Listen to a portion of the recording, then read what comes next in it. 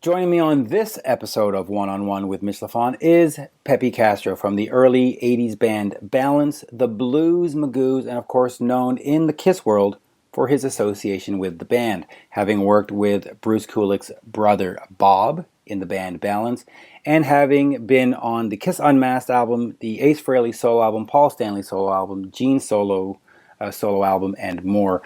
Joining me this week to discuss all of this wonderful stuff is Talking Metal's Mark Strigl. Good day, sir. Hey, Mitch, how are you? Good. This was an exciting interview because there are not a lot of people that can claim legitimately to have influenced Ace Frehley. There are certainly hundreds, if not thousands, of guitarists that claim to have been influenced by Ace, but Right. only one influenced Ace, really. Peppy Castro.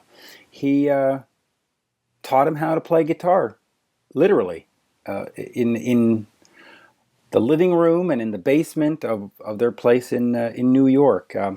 Are you familiar with Peppy? You know, the name sounds familiar, but I can't say I'm that familiar with who he actually is. Yeah, so he's going to tell you the stories of working with Ace when he was 13 years old and stuff. Now, one of the reasons why I wanted to talk to Peppy is because he worked as a ghost musician, ghost writer on the Kiss Unmasked album. And again, as I've said a million times, I've gone over this story. The first interview I ever did, I was 11 years old. It was with Gene Simmons, and it was Right. all about the Kiss Unmasked album. So he has this sort of special connection or cosmic connection to me, or at least that's how I feel, because he was on an album that I did my first interview for, Unmasked. And so, it's a fun time. It was a fun interview, actually. Cool. And that interview that you do with Gene is up on YouTube if anyone's interested in hearing it. It's a fun listen. Your mom joins in on the interview. Actually, she starts the interview, right? And then you take over. She starts the interview now. Folks who have heard me on other shows and stuff or in other interviews speak about the interview. I set up the interview by calling Ocoin Management. When I was 11, I had more of a girly sounding voice, but I've always had a very strong vocabulary and stuff, so I sort of could pass myself off as a lady, if you want. Right. And when we got to New York City, having driven down from Montreal, it occurred to us that perhaps I should not just walk into Ocoin Management and say, well, here I am. They probably were expecting somebody else. So my mom, who had been doing stuff for Radio Denmark and the CBC in Canada, decided to go in first and interview Gene. And she says, well, other than knowing that you have posters on your wall, I don't know this band. So all the questions that she posed, I had to write for her Right. Wow. in advance. And so she went in and she spoke to Gene for, I think, 20 minutes or something like that. And then she said, do you mind if my son asks you a few questions? And then I got to go in and see Gene in Ocoin Management, no makeup, 1980. Great moment. And, he gave us a copy of the Unmasked vinyl, a promo copy, a gold stamp, as they call it. And for that reason, I've always loved Unmasked. I just think it's a brilliant album. But that's the thing about music. It's not so much the quality of music or the quantity. It's how it touches you. Whether it's the love song, your song at your marriage, or whatever it is. Unmasked touched me because here I was, 11-year-old, sitting across from Gene Simmons of Kiss, who to me was as big as Iron Man or Thor or Captain America or whatever you want. So special connection to that album. And now, all these years later, to talk to Peppy about his involvement in writing the song Naked City and playing on... Great song. Yeah, absolutely. Yeah, he wrote it. And in fact, it was a song that he had written for himself in one of his projects, and eventually, being friends with Paul Stanley, said, hey, why don't you listen to this? And it ended up being used by the band. So, I know Kiss fans love hearing stuff about Kiss, so why don't we just get into the interview? Let's listen to Peppy talk about his early association with Ace Frehley when he was 13, 14 years old, working with Bruce's brother Bob, working on all these different projects. And as an added bonus, I asked him what he thought of Paul Stanley saying that the Macy's Day Parade and the Rock and Roll Hall of Fame and other things have screwed him over these days. And he gave me a very enlightened answer. So Okay. here is Peppy Castro. We are speaking with Peppy Castro of the Blues Magoos. Good day, sir. Hey, Mitch, what's shaking? Not much. Just hanging out over here in Montreal, enjoying our beautiful snow that is falling today, the first time this year. But we're talking music. That's what I love doing. And you know what? Let's not waste any time. Let's get right into the new album, Psychedelic Resurrection. It has been a while since the last album. What inspired you? Nothing like having a band be asleep for 47 years. Yeah, so why did you decide to get it back together? Why not just call it something else or not do it? Or, there's got to be a reason, right? Yeah, there's always a reason for the most part, but the Magoos are kind of like these really eclectic. We're like these psychedelic pioneers from the '60s, and we had our 15 minutes back there, but we had a hit single called "We Ain't Got Nothing Yet," which was kind of legendary to guitar players. Right. So because there was a minor lick in it. That was fabulous, and so it became the flavor of the month. So even though the band became one-hit wonders because we were actually banned on our second single, which was called Pipe Dream. But the band left its mark, Mm-hmm. There was quite a lot of things that the band did back then that people probably aren't pretty much aware of, and just, we were at the forefront of this whole psych garage band thing, bands like the Ramones were inspired from the Magoos. I have read things on Pink Floyd being influenced by the Magoos and stuff like that. That kind of, that's a lot of fun to look back on and see. And I think what happened is that the fact that everybody's still alive and all these years later, and every decade, there's a new generation of people that discover garage band and psychedelia. So it kind of comes around all the time. So it was just kind of like fun to say, hey, you know what, let's just go back. I never went to high school. Actually, the Blues Magoos was like my school, Right. So it just became like a reunion for me. The Blues Magoos release is like my high school reunion, So it was kind of time to do it while everybody was still alive. And, at this stage in my life, at least people know it's not about making a buck, because for all intents and purposes, I'm retired if I want to be, But mind you, I work a lot. I do an awful lot of things. I keep very busy and stuff like that. But it was just kind of like a revisiting of my special time in my life, and it came around. Everybody was up for doing it, and we did it. It really is incredible. Since it's not about really making a buck anymore, or put it this way, is it still possible to make a buck in music these days? Yeah, right. I think you have to ask your question that. But I honestly, what, I would have paid to do what I do. So, it was never really about money for me, ever. It just was always the art, being blessed to be able to make the buck so that you continue to do it was really the godsend.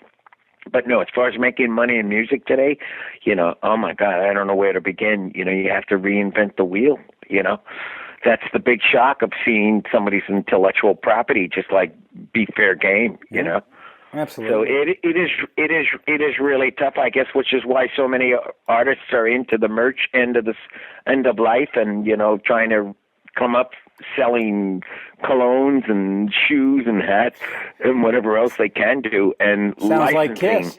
Kiss. Yeah. Oh well, they're not only they're the icons of it. They're the geniuses of it. Yeah. I don't think there's ever been any act in history that can even come close to the kind of merchandising empire that they have, which is amazing, But that's Gene and Paul, they're which we know I have a Kiss connection. Yeah, we'll get to the Kiss connection. And but on that level, no, it's really, really tough. I mean, I focus, if I do want to think about making money with my music or my own solo CD or anything like that, the only areas I go to is possible licensing, just trying to see if you can get a song to end up in some kind of a film or, or TV or something like that. But the business has sure been killed. It really has. It really has. Just Beginning, your solo album, the last one. Right. You worked with Joey Kramer of Aerosmith. Tell me how it was working with Joey, and how did you get him on board? Well, Joey and I have been, we're kind of very close. We're really, comrades in arms, but we're brothers. We're real close. And really, I became Joey close with Joey in the Balance years. We were managed by the same back then, mm-hmm. and Balance was his favorite band. Right. And when Aerosmith was on the seats of their ass, pretty much, Tyler was spinning out of control. They had drug issues, up the wazoo, and they were totally inactive. Joey actually called me up and wanted to join Balance. Okay. And I was like, I thought about it for a second, and I said, Joey, you know what, man, that would be a dream come true for me to have Joey Kramer as the drummer in Balance. And I said, but you know what, you guys are going to get back together again, and then I'm going to be fucked for a drummer. And within a few months, sure enough, John Cologne had offered them a deal to reform, but all of them had to go into rehab. That was the stipulation that mm-hmm. he had. He said, like, I'll go to bat for you guys and do another record with you, but you guys got to clean up your act. And they did, and that was their resurgence, and they came out with Walk This Way and stuff, and then they never lost it from that day on. But Joey and I have stayed friends, so, Joey doesn't really show up on people's records. So the fact that he did that for me was just, I guess, tossing me a bone in an act of love, But I was, playing with him is always a thrill, Yeah, you got to love it. And he really is part of the essential sound of Aerosmith. Him and Tom Hamilton aren't the flashy guys out front. People go, oh, Joe Perry, Steven Tyler, but take those two guys out and you lose bottom end. That's the engine and the exhaust, man.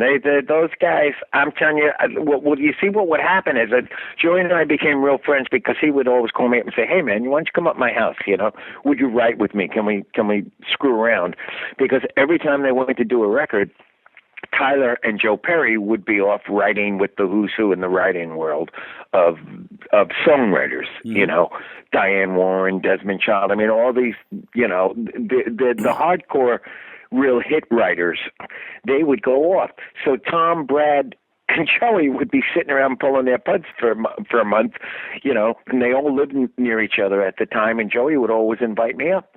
Yeah. So I would run up there and I would play with them, and sometimes it would be me and Joey in a room, and we'd just be farting around, But in the smallest room, you play with him, and you just feel like you're in front of 50,000 people because that's how he knows how to play, So he doesn't hold back, even if it's just you in a small room. Guy just plays his ass off, and he's like a big dog in heat. I go with him, Yeah.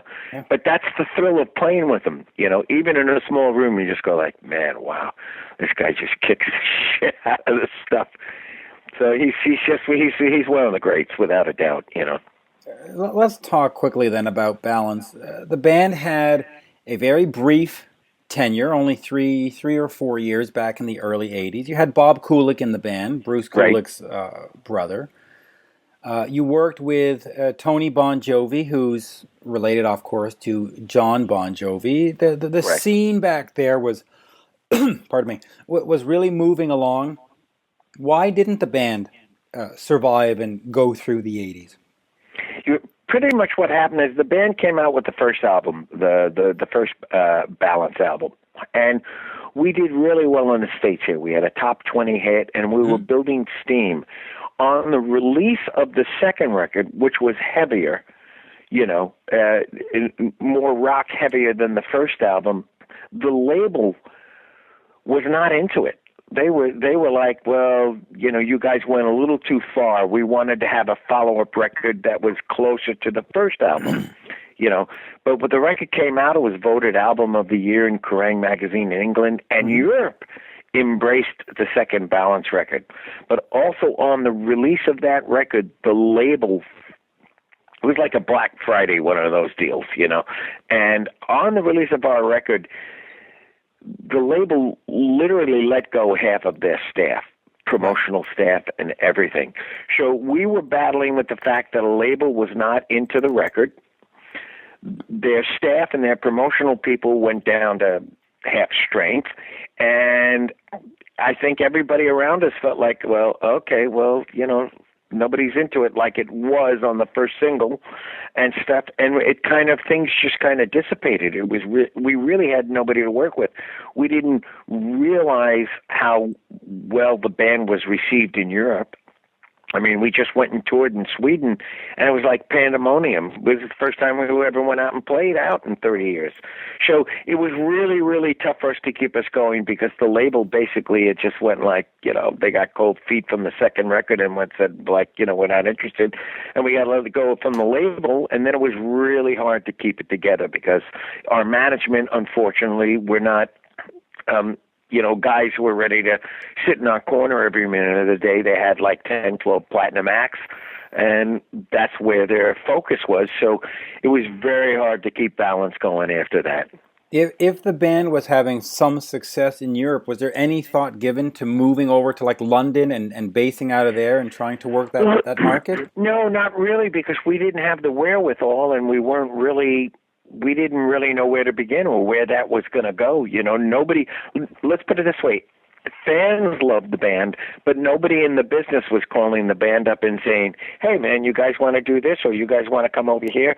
Even Kulick back then and I had a little rift because, he kind of threw me under the bus a little bit, like I was the reason why the band stopped working. And I was like, no, man, I wasn't. It was like, I remember reading reviews from Bob saying that, well, Peppy was unwilling to tour.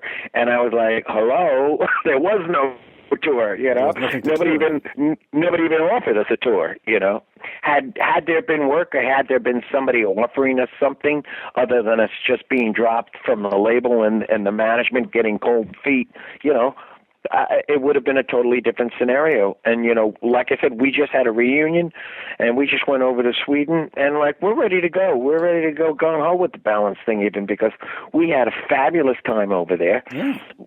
We played great. We had a good time, and it was great to see the intense between Kulick's reputation and mine and Dougie's and stuff. It was really wonderful how many people came out of the woodwork, and they loved the band.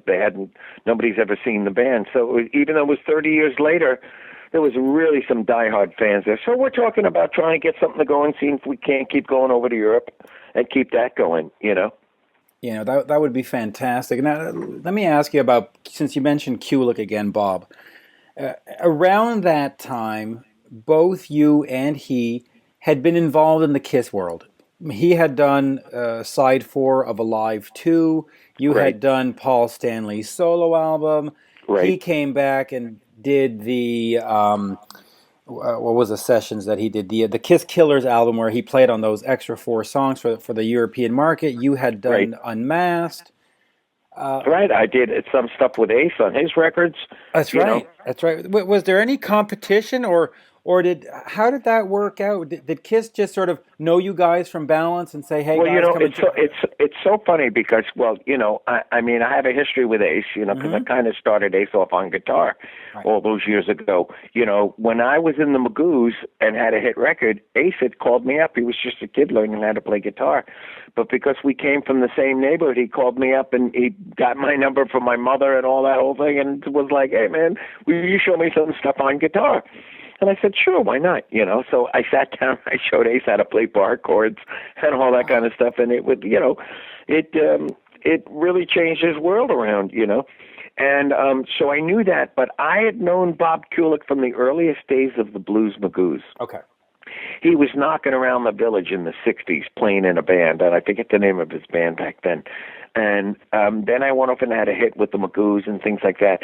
And it wasn't until years later that Carol would introduce me to Paul, Carol Kay, And then Paul would come over to my apartment, and one day he walks in with Bob, and he goes, hey, man, meet my friend Bob Kulick. And I was like, holy shit, I know you. And Bob and I hadn't seen each other in like a decade and a half or something. We were like, wow, man. So then I re-met Bob through Paul. And then Bob was just eager, like, hey, man, let's keep playing, because he knew of the Magoos and all that kind of stuff. We came out of the same area of the village and all that stuff. And I had management at the time. I was managed by Lieber Krebs, right. And so who was managing Aerosmith at the time. And so it just became more of a hangout. But no, never any kind of jealousies or anything like that. And it just became a natural progression, It's like we'd be hanging up at Lieber Krebs one day, and Bob would call me up and say, well, Bob would come over to my house, and we would demo some ideas for ourselves. And then we just started funneling it to Gene Simmons, and that's how Naked City came about. So basically what you're saying then is Paul Stanley led to the creation of Balance. He introduced the guys who became Balance. Yeah, Dougie and I had been working on many, many things, and I had Dougie signed to Lieber Krebs basically, and I had written a musical in 1978 called Zen Boogie, which Lieber Krebs produced in Beverly Hills. Dougie was my musical director there, so Dougie and I had a real great working relationship, and he's one of the most amazing musicians on the planet. And so when Bob started coming around, it was it was my reformation into Bob's life definitely came through Paul, without a doubt. And it's Paul is singing on Balance's song "Fallen in Love" that I wrote. Oh, really? Okay. And he's singing backgrounds on it, and it's a very sweet, mushy ballad. And it's so funny because you would never expect him to be singing on that. And I always felt like I had like peasant guilt, I mean, I loved Kiss and everything, and I would never ask Paul like, hey man, would you like do something for me, or would you come in the studio? And then we're working on his solo record, and he heard me write "Fallen in Love," and he calls us up and asked me, could he sing on it? And I was like blown away. I was like, Paul, you don't know how much I would love that. I said, you know how much I wanted you to have work with Balance? I said, but I always felt like guilty because everybody wants a piece of you that, I didn't have it to be just another guy coming out of the woodwork and saying, hey man, you want to, do something like that. So I said, I just would never even consider it. I said, but you're asking? I'm fucking thrilled, man. Come on. Was it complicated to get him on back then because they were signed to a major label and they had all the management? Oh yeah, we had the makeup and. Oh no, the same thing. Even with Joey, and when I played with Joey and things in the years past and stuff like that, no, he had to do everything as under an alias or unspoken as a ghost about. musician. So is Paul credited on the album? No, Paul's not credited on the album. That's the fun of it. Ah, there. That now it's all these years later and we can say this stuff, but back then we couldn't credit him. But he's actually singing the very highest falsetto part in this song called "Fallen in Love" by Balance, which is on YouTube. But when you hear it, then you can hear his falsetto, and it's like sticks out like it's like, oh yeah, that's Paul. There's Paul. So, you worked on, and correct me if I'm wrong here, the Paul Stanley solo album, the Gene Simmons solo album, and the Ace Frehley solo album. Yeah. Tell me a little bit about that, because looking back all these years, when they sold it originally, it was like, oh, the four guys, we're going to go do these albums, and it's all part of the Kiss brand, and it's all one happy family. But sort of looking now, it's more like, I want to outprove this guy. I want to show him I'm better. I want to show... It seemed a little less family and a little more, sort of cutthroat competition. How was it sort of bouncing back between the sessions? Well, I mean, listen, there's always been the riffs and the egos going on between them. And, there was a line drawn in the sand.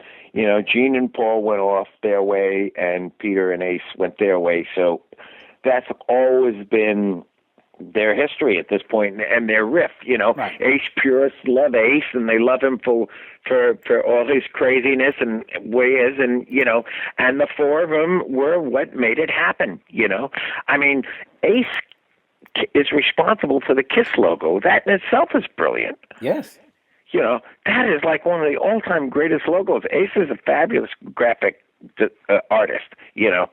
And so, I think their riffs, it'll kind of never end. It's like a little bit of Beatle kind of deal, just because they shared so much, and you can't be on that level and not have an ego. I mean, you just can't. There's just too much going on, But, I mean, I never had riffs. So even when I worked on the Ace stuff, it was never Ace who called me up to work on his record. It was always Eddie Kramer, Oh, really? Who would call me up and just say, hey, man, we'd love you to come in and sing. Ace would love you to sing on the record, blah, blah, blah, blah. I'd say, okay, great, fine, and stuff. And, I've seen Ace was gracious enough. He was nice enough to put me in his book and all that stuff. And, but they're all different, I don't know Peter well. I mean, I know him, but, I know Ace first, okay. And then I know Paul, and then I know Gene. And Gene's been very good to me. Gene, between the songwriting with Gene's responsible for me having two big records with Diana Ross. Right. He brought Cher to my musical out in Beverly Hills, and she cut a song called Happy Was the Day We Met that reminded her of her and Sonny. And so, Gene's been instrumental with me, I guess in certain levels to where things in my career have benefited from my friendship and association with him, Can I ask you what your feelings of the band is today? Just, with Kiss? Yeah, just in the sense that they just had the controversy with the Macy Day Parade where Paul Stanley said the parade screwed them over. And then, the Rock and Roll Hall of Fame was in April, and he said, well, the Rock and Roll Hall of Fame screwed us over. I missed that whole thing. I work too much. I hardly even get a chance to even watch TV or something. Okay, so Paul, and well, I guess if you was it an off comment or a blatant one? No, he took to Twitter, and they were on the Macy Day Parade that was on NBC, and the performance didn't turn out well. You can go to YouTube and check it out. They didn't sync up the lip sync with the performance and the float, and it just didn't turn out like one would hope. It's like a disaster. Well, yeah. In one word, yes, exactly. Here's my take. It sounds to me like they wanted to do the Macy Day Parade because Gene and Paul are New Yorkers. Mm-hmm. So I think they felt that was just my guess is that they felt that was just another pinnacle in their career. Right. And it's like all the actors in Hollywood, they all want to be on the Broadway stage, because that's where the consummate acting is. So my guess is they wanted to do this thing because it was a statement. They're New York. It's, that's like, the pinnacle of New York, the Macy's Day Parade. So my guess is that's probably why they wanted to do it. As far as it being a disaster, I mean, I'm kind of not surprised because, you can't play live in the parade or nope, it's not anything like that. So you're up there as just figures. I mean, you're up there as like a blown up balloon, I would think. And, who's more animated than Kiss and things like that. So, but, that to me is their reasoning.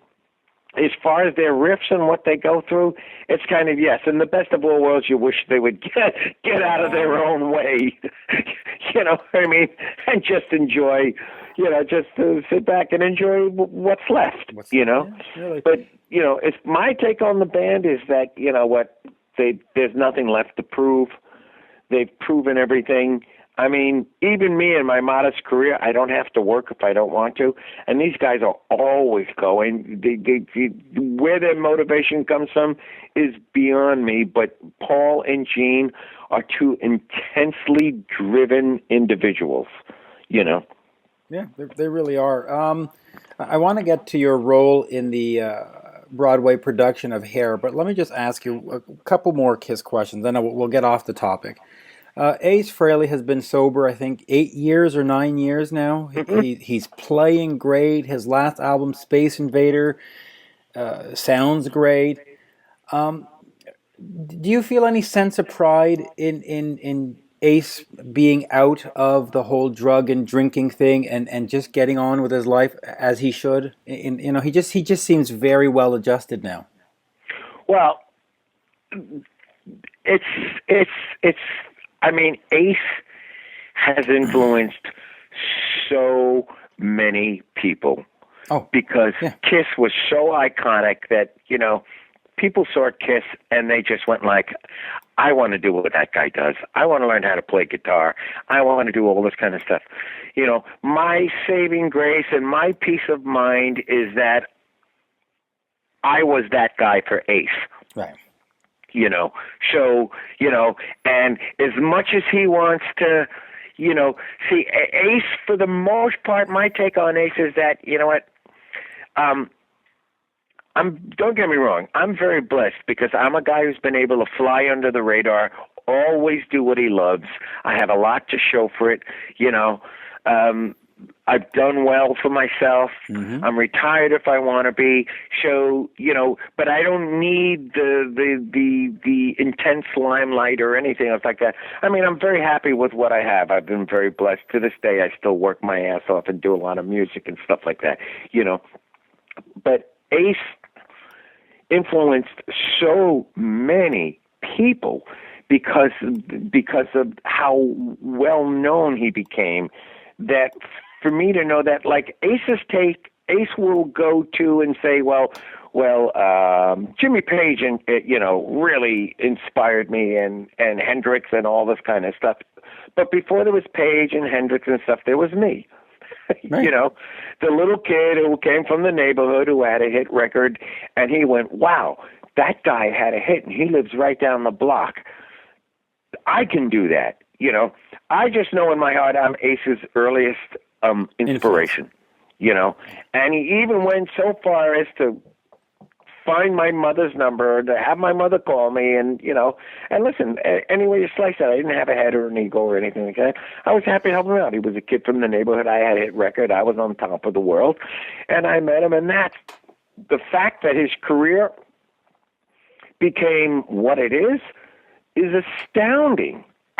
Yeah, and especially these days, the fact, as you watched him go through the 70s and 80s and be, for the lack of a better word, the wasted Ace, it must be nice to see him now being this sober guy, putting together great shows, great music, Oh, that stuff was painful. Oh, yeah. But that was the kid I knew, too. When Ace was a kid, man, I remember seeing Ace sniffing glue. Oh.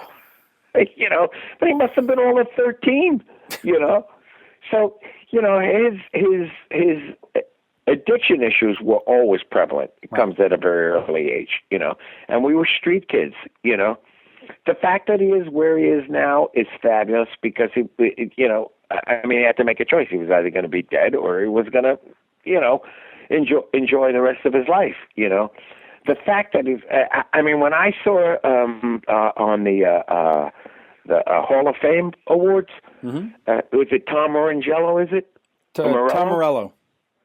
The guy's an unbelievable guitar player. Absolutely. I mean, he's just fabulous, and to think that guy got up there and said Ace was the guy that inspired him, I was like, man, I felt so good when I saw that, because I just looked at that guy and I said, wow, this guy is unbelievable. I mean, I saw him play some stuff with Bruce Springsteen that just tore my head off, Yeah. you know.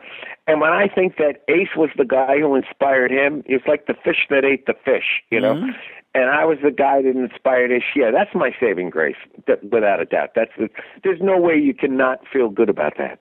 Yeah, you know, it's a great story. The way it's ending with Ace, it's nice. I you know, like you said, he had a choice to do this or die, and that's just not an option. So Yeah. so you know, it's so nice. Well, listen, a lot of guys have died. Let me tell you. Yeah, and yeah, and I'm glad Ace was wise enough to seek the help he needed and pull himself out, and he's making great music.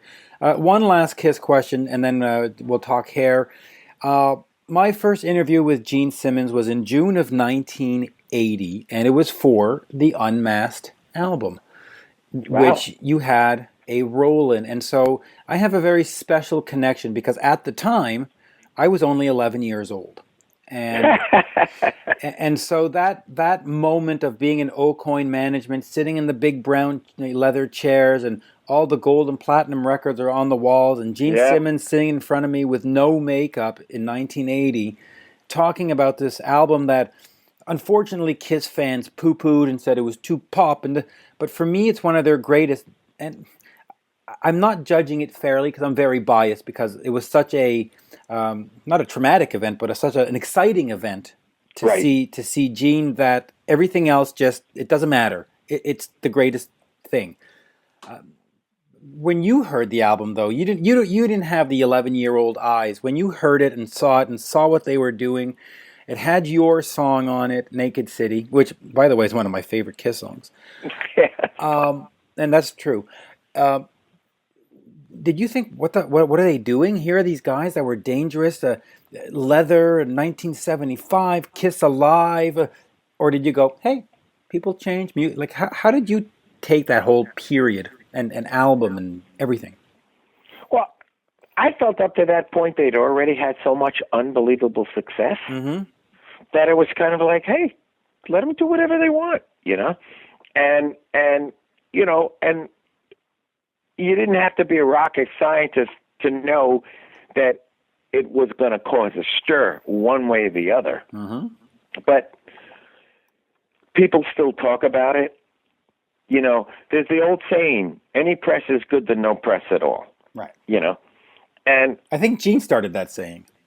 Well, you know what? It's true. It is true. It's true. You know, if actors don't end up in People magazine, they don't think their career's working out. So they don't care if they say cellulite in the back of their butt or this. You know, it's like they want to be in the public eye. You know, and Gene and Paul, I think at the end of the day, I think they sleep very well at night. You know what I mean? So if Paul says a thing that throws somebody under the bus and everybody makes a big stir about it, you know what?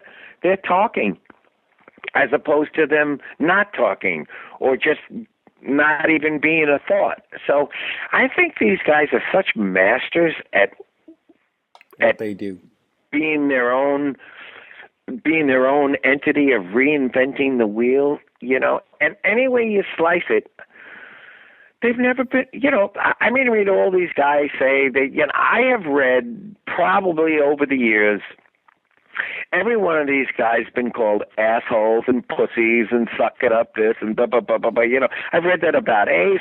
I've read that about Peter. I've read that about Paul and Gene, you know.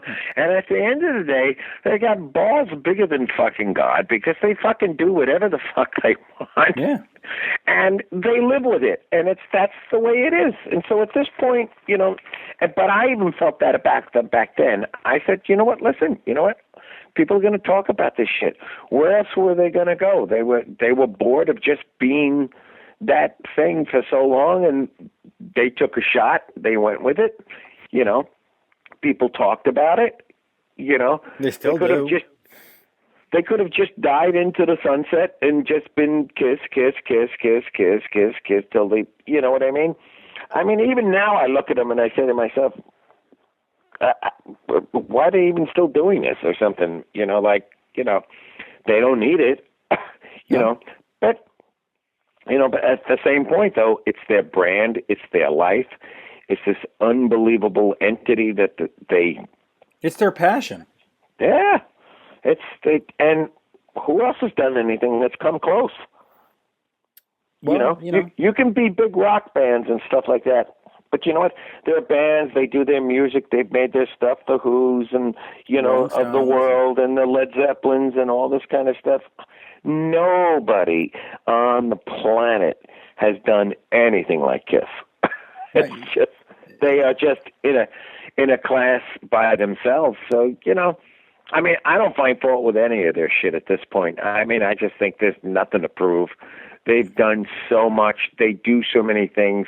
Their personal lives and their personal holdings and their empires are in so many different corners of the world. I mean, back then they were owning shopping malls back then. I mean, God knows what's going on now. And they've done so many things. I mean, you can buy a Kiss coffin. I mean, give it a break. I know. Isn't that the greatest? You're right, though. They do have nothing left to prove. And it's just remarkable as I hear you say that and you talk about the Kiss coffin and all the stuff they've done and all their holdings and how big and the influence on guitarists like Tom. And yet the Rock and Roll Hall of Fame said, yeah, you know what? You don't belong here. For 20 years, they said, yeah, nah, you're not influential. And I was like, wow, how short-sighted could they be? How vindictive can that organization be? Unfortunately, lots of times most people have an agenda, mm-hmm. and you don't know what the agenda is half the time. You know what I'm saying? Yeah. Like, you would think the Rock and Roll Hall of Fame would be people in there that were people's favorites, but somehow it gets convoluted to industry crap and this and that, and listen, you can take it with a grain of salt, or you can just, I mean, when you get in, it's humbling and it's nice, but it's really not the end all. And I think those guys just felt dished for so long because people were holding them to a certain standard, and when really they weren't just that. They were this freak of nature. They were something else, They weren't a Led Zeppelin or a Who, They were Kiss, They really were. Let's move on to Hair, and we'll finish up on Hair. You were in the original Broadway production. Yep, that's it.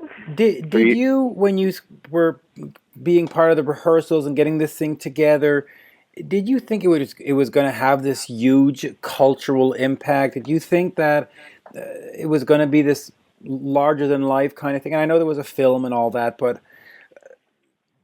well, I mean, Broadway is Broadway. Right. Broadway is a pinnacle. I mean, you can act and you can do all sorts of kind of stuff. If you are doing a lead principal role in a Broadway show, that's a pinnacle. That's like a height. Mm-hmm. That's what most actors aspire to. That's considered the top of the game. Yeah.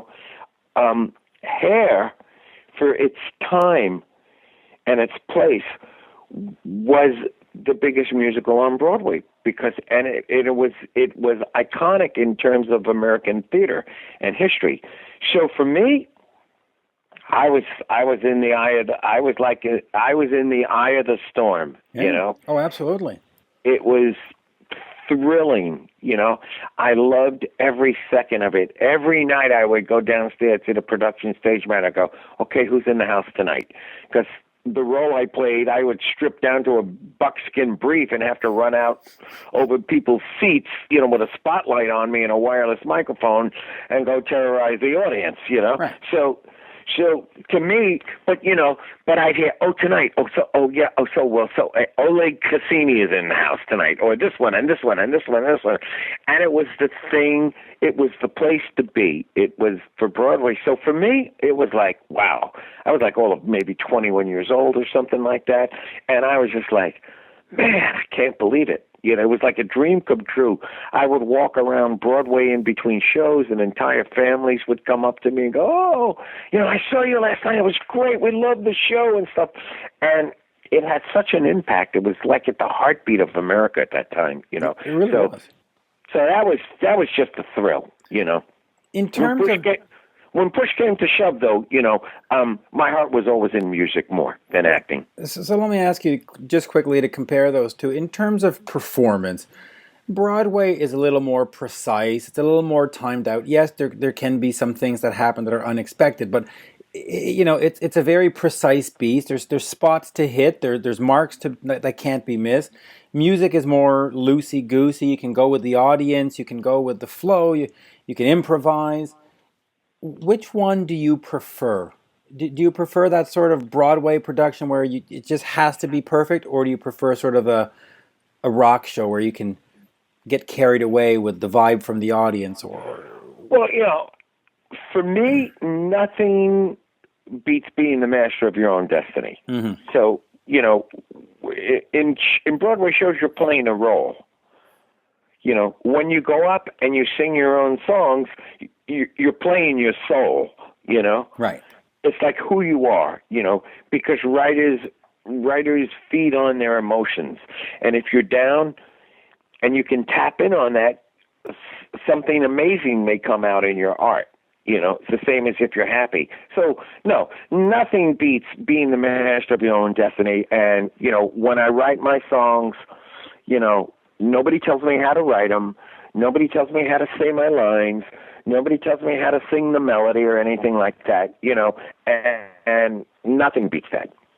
All right. What a great thing. Peppy, thank you for your time today. It's been an absolute pleasure. And, of course, I'll remind folks, head over to Peppy Castro. You can find Blues Magoos there. You can find the Just Beginning CD, information, anything you need. And, of course, over on Facebook, there's pages there, too. Absolute pleasure. Great, man. For me, the Blues Magoos was my first love.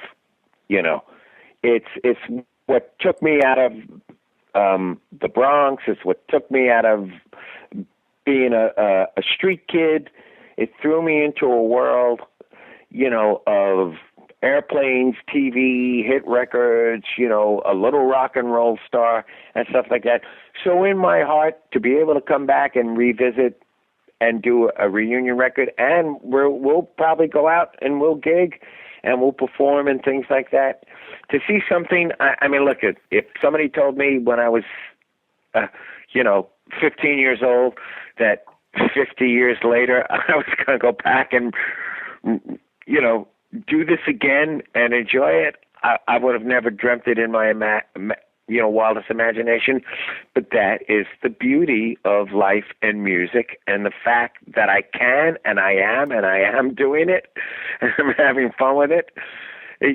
Where else, how can you dream this shit up? So it's like, for me, it's just like, it's great. This was a magical time in my life. Yeah. And so, and there's still a lot of people around now who are my old age who remember the Magoos, and it's fun to go back there. I love looking at the old YouTubes. You look at this footage, and I'm like, I'm a kid with baby fat. And I was lucky enough to have a hit record at that age. So it's all good, man. It really is. When does what does 2015 look like for the Blues Magoos? Well, right now we're getting press. We're doing a lot of press. The record's being received nicely. Mm-hmm. We're probably going to go out there. Some things I can't even talk about because there are some very nice possibilities. And if it comes to fruition, I'll be thrilled. But, because the Blues Magoos toured, the first tour we ever did in the United States was with The Who. And it was the Blues Magoos, The Who, and Herman's Hermits. Wow. And we toured for the whole summer of 1967. We went on the same plane. We slept in the same hotel floors for the entire summer, and this was the tour that broke The Who in the United States, So, we go so far back, and, I'm trying to see if we can't make something happen for 2015. But, we're getting nice press.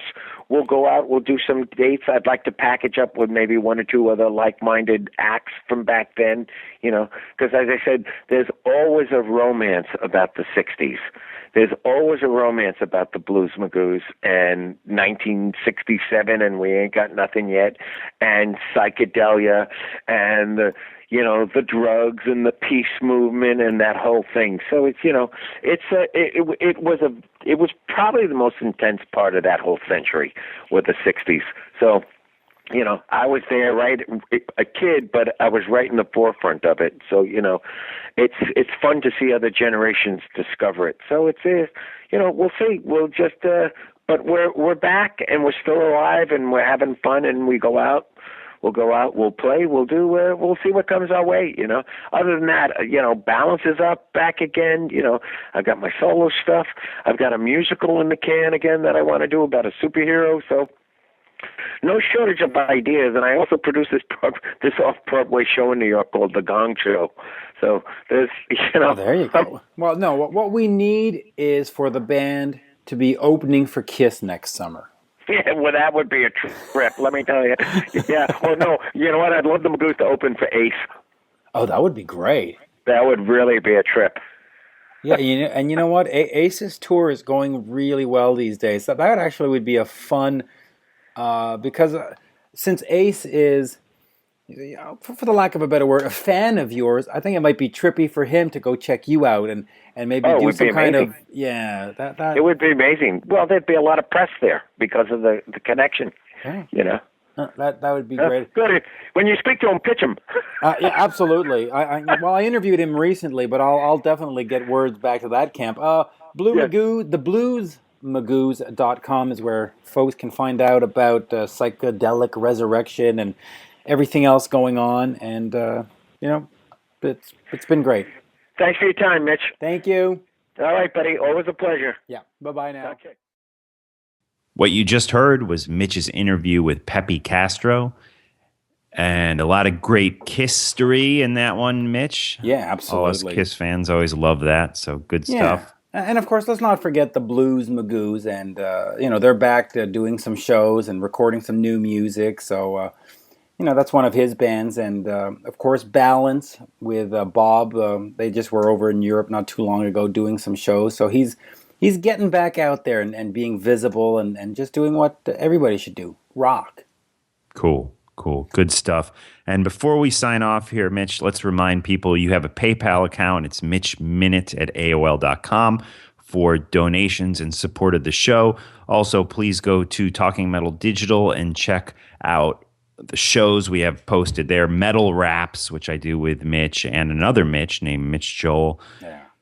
Talking Metal, which I usually do with John, although he's been out on tour as the tour manager and personal assistant of Ace Frehley this last month. So he's been kind of absent even more than normal. So we've had a lot of great guest hosts joining us, including you. And what else? Oh, Talking Rock and, of course, Mars Attacks. They're all on talkingmetal.com. And also go to iTunes, especially if you're a subscriber to this podcast through iTunes. Go to the iTunes store and go to the One-on-One with Mitch Lafon page and leave us a 5-star rating and good review. We'd appreciate that. Yeah, and the other thing I'd really appreciate, and I think all of us in the podcast world, is if you like what we do, please take a time to share a link on your Twitter and a link on your Facebook and just say, hey, here's this podcast that I'm listening to. I really enjoy it. Check it out. Because, it's important for us to have a lot of listeners and to know that people are enjoying what we're doing. So, if you like it, once in a while, share it with your social media. Let people know that we exist and that we're doing this stuff that you like. And, thank you. That's all I can really add to that. But, Mark, always a pleasure. A lot of great content, and of course we've got the holidays coming up, so we're probably going to take a little break, but a week or two. But interviews are going to keep coming. 2015 is coming fast and furious. The new Revolution Saints is coming out. We're going to have an interview with that for you soon, and keep listening for all this great content. And thank you. Great.